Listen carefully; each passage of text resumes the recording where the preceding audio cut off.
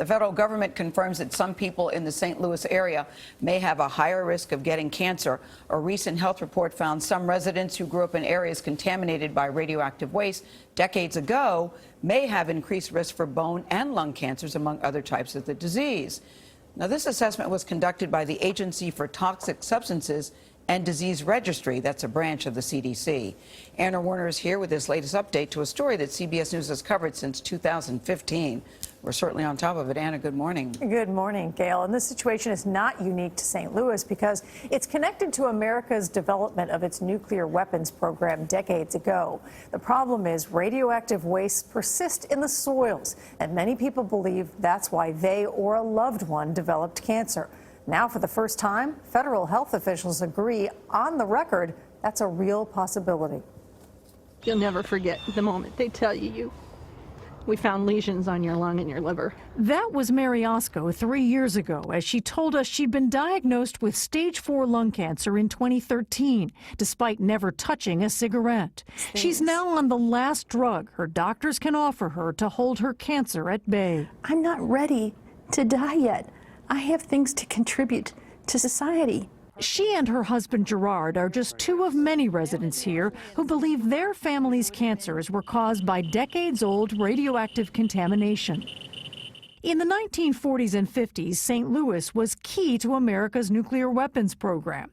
The government hired the Mallinckrodt Chemical Company to process uranium, used to make the atomic bombs dropped in Japan in World War II. The radioactive wastes from that processing were then stored at sites in North County. Tens of thousands of barrels, many stacked and left open to the elements, contaminated the soil and nearby Coldwater Creek. It's the creek that sometimes flooded the park next to the Osco's house. Now it looks normal. Right. But in your minds, this is never going to be normal. No. Looks can be deceiving. No, yeah.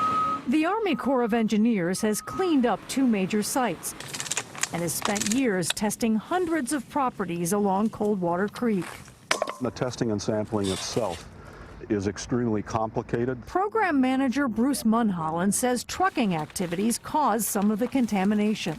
They did not practice very good techniques as far as hauling. The trucks were uncovered and things were just allowed to proceed sloppily. So all along the haul route, debris would fall off the trucks. Which means figuring out precise health risks was a challenge for federal scientists like Jill Deichen. Trying to get a good estimate of what the contamination may have been in the past was one of the tougher questions that we had to deal with. Despite that, Deichen and her colleagues did find distinct potential risks that for children who grew up near Coldwater Creek or lived in its floodplain for many years in the 1960s to the 1990s, the risk of some cancers may be higher, in particular for bone and lung cancers. We try to determine if those exposures... The agency gave its results at community meetings in June.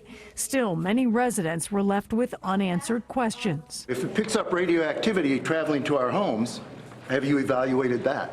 But activist Kim Vizentine says the report marks progress. We would like to see additional areas testing, and that study gave us that opportunity. Her Facebook group began tracking suspicious cancers in 2012 and has pushed for health studies. For Vizentine, whose 6-year-old son died from a brain tumor 12 years ago, the report gives much-needed confirmation. For them to acknowledge that it is a possibility is a huge deal.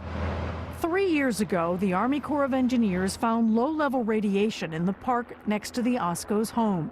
It's cleaned up now, but they live with the knowledge that their children grew up playing there.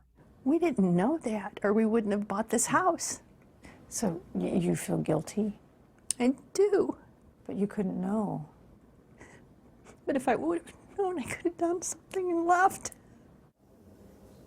Well, some residents, including the Oscos, are suing Mallinckrodt and other companies that handled uranium and radioactive waste. Mallinckrodt told us in a statement that at all times the company worked under the direction of the U.S. government, which has been responsible for and is handling all cleanup efforts on the sites. And at no time did Mallinckrodt own any uranium or its byproducts. Although that work ended in the 1960s, the Army Corps says it could take decades to test for and clean up all of the radioactive waste left behind. They're trying to hunt it all down. Boy, you feel the pain of Mary Osco. Just the words and the way she said it, Anna, where she said, I'm not ready to die.